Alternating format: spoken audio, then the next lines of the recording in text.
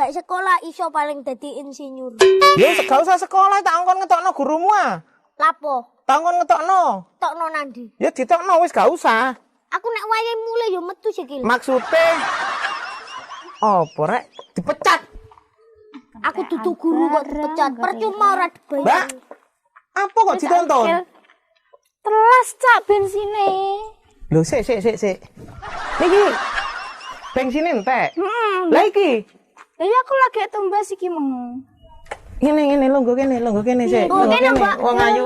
Ki apa ki? Kopi. Iku ciu. Selalu. Kok isone diombe rek?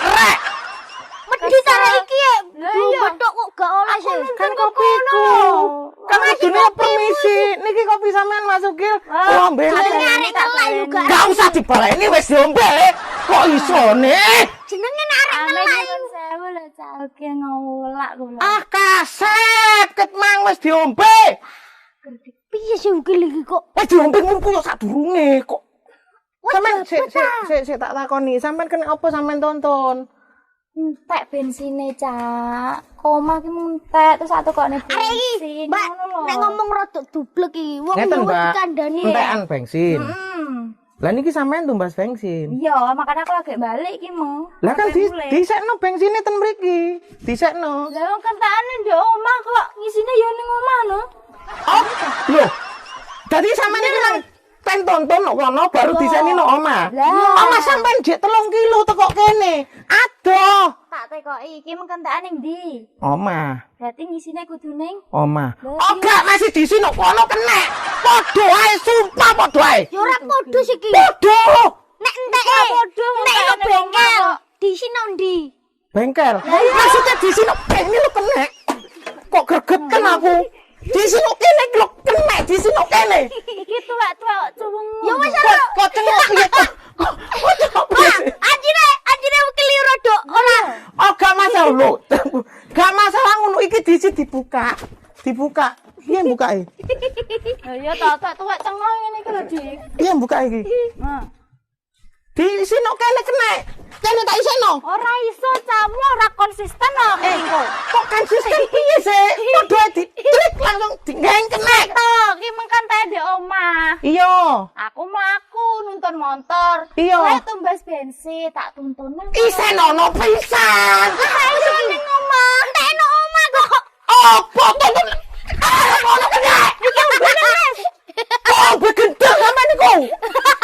Iya to. Disekno kok tempat bensin kuwi kenek. Gak iso untek ning omah kok.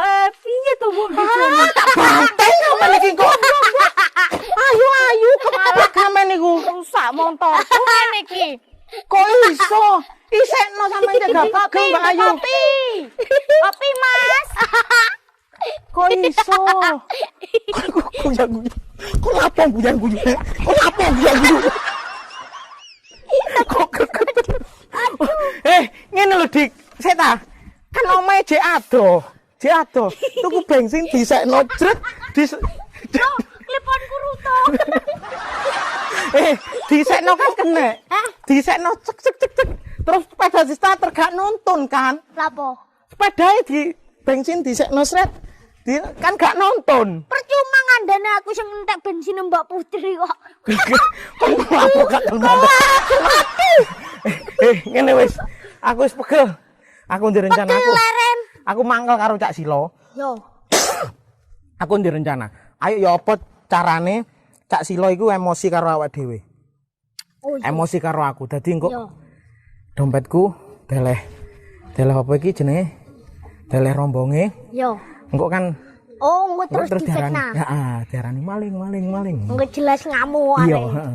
Ya, engko cek Dilaporno emosi. polisi. Iya, cek dilaporno polisi. Ya, nek iso. Napa, Mbak? Ndelekne botol. Kok gak nggo peda Kok gak nggo sepeda arek ayu? Lah kan wis tak isi to. Sepeda kan wis kenek. Aku makan tuku mlaku. Heeh. Balikku ya kudu mlaku. Gak ono aturane wong tuku bensin mlaku, balik kudu mlaku gak ono. Piye to? Mungkin ilmune Gak ono. Masih sampean balik numpak helikopter